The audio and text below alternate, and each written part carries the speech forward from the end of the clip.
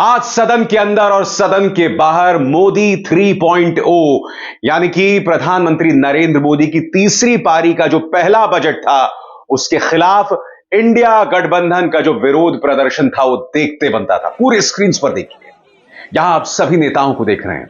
राहुल गांधी, सोनिया गांधी, मल्लिकार्जुन खड़गे, अखिलेश यादव, पूरा विपक्ष इसके खिलाफ जो है वो एकजुट हुआ। आज इस बजट के खिलाफ विरोध प्रदर्शन भी हुआ। विपक्ष लगातार कह रहा है कि यह बजट सिर्फ कुर्सी बचाने के लिए है। जी हां, सिर्फ कुर्सी बचाने के लिए, किसी भी कीमत पर सत्ता पर बने रहने के लिए। दिलचस्प बात यह है दोस्तों कि इस बजट से कोई खुश नहीं है। पालतू मीडिया भी इसकी चुटकी ले रहा है। कैसे? कुछ देर बाद। और यही नहीं, अंधभक्त जो ये कहते थे कि अब मैं मर सकता हूं चूंकि प्रधानमंत्री तीसरी बार प्रधानमंत्री बन गए हैं, वो भी कह रहे हैं कि अगली बार मैं भाजपा को वोट नहीं दूंगा। मगर सबसे पहले सुनिए कांग्रेस के अध्यक्ष मल्लिकार्जुन खड़गे ने किस तरह से राज्यसभा के अंदर कहा कि यह सिर्फ कुर्सी बचाने का बजट है और उसके अलावा कुछ नहीं। सुनिए उन्होंने क्या कहा। जो कल बजट पेश हुआ उस बजट में किसी स्टेट को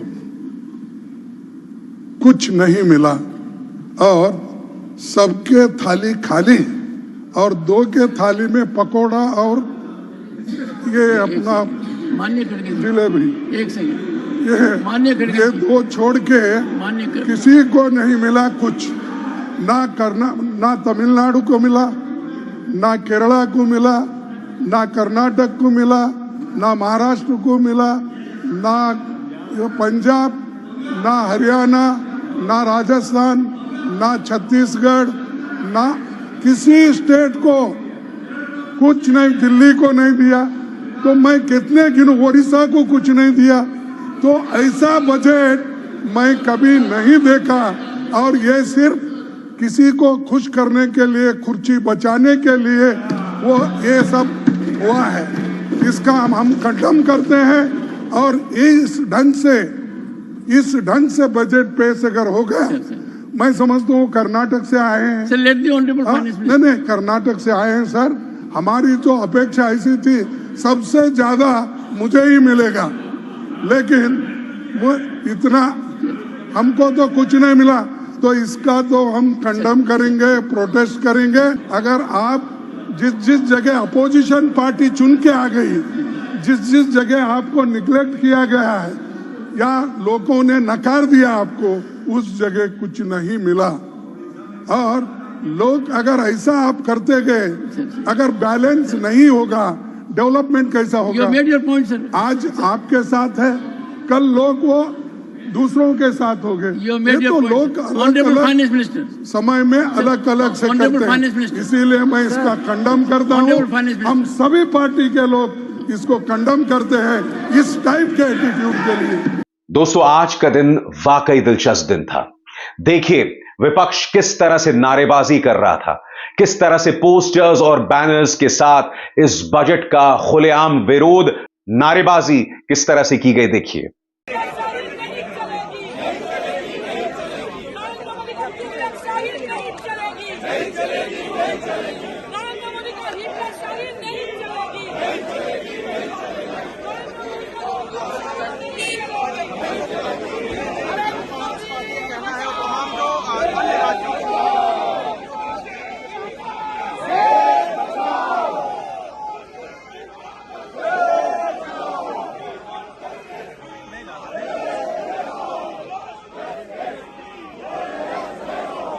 आज का दिन बहुत दिलचस्प था।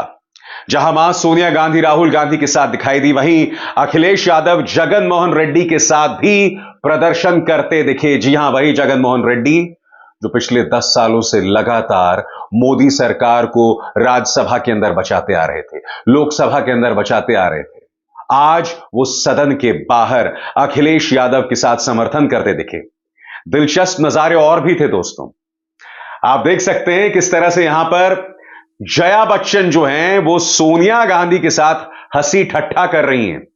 एक जमाने में बच्चन और गांधी परिवार बहुत अच्छे दोस्त हुआ करते थे, मगर फिर बेरुखी बढ़ी और दोस्ती जो है वो कहीं ना कहीं बेरुखी में बदल गई। मगर आज ये तस्वीर बहुत कुछ कहती है दोस्तों।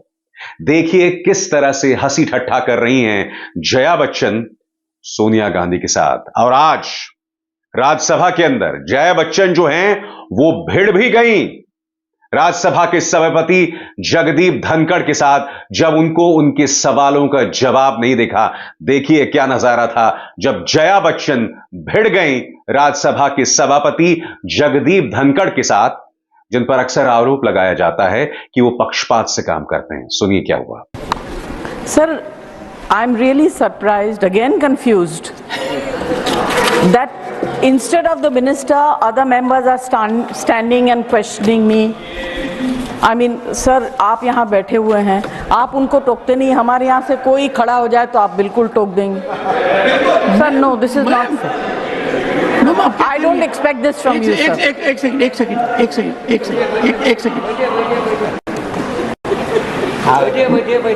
I think I am fair to every member. Those who got up there got my taste. I would as everyone, but when I do this time, it is more noticed. This side is not noticed. Yes, ma'am, you're supplementary. It is not noticeable, sir. You're supplementary. You correct us more, so it is noticeable. You don't correct them, so it's not noticeable. Simple as that. तो जैसे कि मैं आपको लगातार बता रहा हूं दोस्तों, इस बजट के खिलाफ न सिर्फ विपक्ष है बल्कि पालतू पत्रकार और अंधभक्त भी हैं। सुनिए इस सरकार का पालतू पत्रकार नंबर 1, जिसने तिहाड़ जेल में पत्रकारिता को नाम रोशन किया था, वो किस तरह से चुटकी ले रहा है बजट के ऊपर। सुनिए। वाकई दोस्तों, इस वक्त मोदी सरकार को, या ये कहा जाए भाजपा सरकार को, ये समझ नहीं आ रहा कि करें तो करें क्या, जाएं तो जाएं कहां। क्योंकि न सिर्फ पालतू पत्रकार इसकी चुटकी ले रहे हैं, बल्कि कांग्रेस की प्रवक्ता सुप्रिया श्रीनेत ने कुछ स्क्रीनशॉट्स, कुछ बयानों को सार्वजनिक किया है। इसमें इन्होंने लिखा है मेल्ट डाउन इज रियल, यानी कि नाराजगी और गुस्सा असली है। ऐसा वो क्यों कह रही हैं? वो बतला रही हैं कि किस तरह से कई लोग जो कस्में खाया करते थे कि हम हर सूरत में मोदी सरकार का साथ देंगे, अब वो गाली दे रहे हैं। मसलन ये मोहतरमा कोई रेणुका जैन है, वो कह रही हैं कि मुझे डिक्टेटर मोदी चाहिए, पीरियड। ये बयान था 17/6/2024 का। अब वो क्या कह रही हैं? Middle class and salaried class get even less than freebies offered by states, just increasing standard deduction by 25,000 but increasing LTCG to 12.5% and increasing short term to 20%. Please don't treat us like beggars. ये मोदी भक्त ये कह रही है कि हमें भिखारियों की तरह हमारे साथ बर्ताव ना करो। जब आपने आंख बंद कर ली हो, जब आप अपने सोचने समझने की शक्ति खो बैठे हो और आप मुद्दों पर सरकार को कटघरे में ना खड़ा करें, तब यही होता है। इसके बाद मिली एक और अंधभक्त से, कोई पायल शर्मा यहां पर कह रही हैं कि नरेंद्र मोदी दोबारा प्रधानमंत्री बन गए, अब मैं शांतिपूर्ण तरीके से मर सकती हूं। अब ये पायल शर्मा क्या कह रही हैं आपकी स्क्रीन पर? टैक्स के मामलों में यह अब तक की सबसे खराब सरकार है, द वर्स्ट। और इसके बाद ये 4 लेटर वर्ड का इस्तेमाल करती हैं, जिसका इस्तेमाल एफ से होता है, जो मैं आपको बता भी नहीं सकता। उसके बाद देखिए, ये कोई सीए हैं शुभम अग्रवाल, उन्होंने आज से 1 साल पहले बजट की तारीफ करते हुए कहा था कि मोदी सरकार की सबसे अच्छी बात है कि ये फ्रीबीज का इस्तेमाल नहीं करते, रेवड़ियां नहीं बांटते। अब ये क्या कह रहे हैं कि अगले लोकसभा चुनावों में मैं कांग्रेस को वोट दे रहा हूं। और फिर अंत में कोई अंशिका शर्मा है, इन्होंने 1/6/2024 में कहा था फिर एक बार मोदी सरकार। अब ये क्या कह रही है कि मैं इस सरकार को वोट नहीं दूंगा अगर वो वित्त मंत्री नहीं बदलते हैं। तो जाहिर सी बात है दोस्तों, भक्तों में जबरदस्त नाराजगी है, जबरदस्त नाराजगी है। खुद अंधभक्त इस बजट को जायज ठहराने का काम नहीं कर रहे। वो अंधभक्त जो कहते थे हम तो इसी बात से खुश हैं कि मोदी सरकार ने मुसलमान को सेट कर दिया है, मुसलमान को ठिकाने लगा दिया है, अब वो भी इस बजट को जायज नहीं ठहरा पा रहे हैं। सबसे बड़ी बात दोस्तों, मध्यम वर्ग, मिडिल क्लास, जो भाजपा का पुख्ता सपोर्टर रहा है, उसे कुछ नहीं मिला है। और सबसे शॉकिंग बात, जो हर मां बाप देख रहा है कि शिक्षा पर जो खर्च है उसमें किस तरह से कमी आई। मैं आपको दिखाना चाहता हूं दैनिक भास्कर का यह ग्राफिक।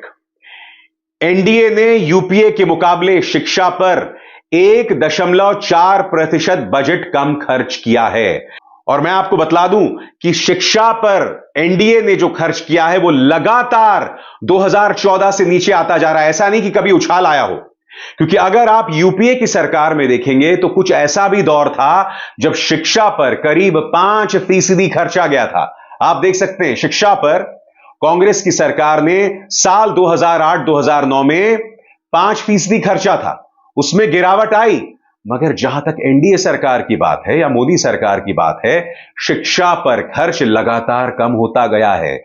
आपके सामने 2014 3.82%, 2015 3.88%, 2016 3.65%, 2017 3.71%, 2018 नीचे आ जाता है 3.48%, 2019 3.40%, 2020 3%, 2021 2.67%, 2022 2.64% और 2023 2.50%।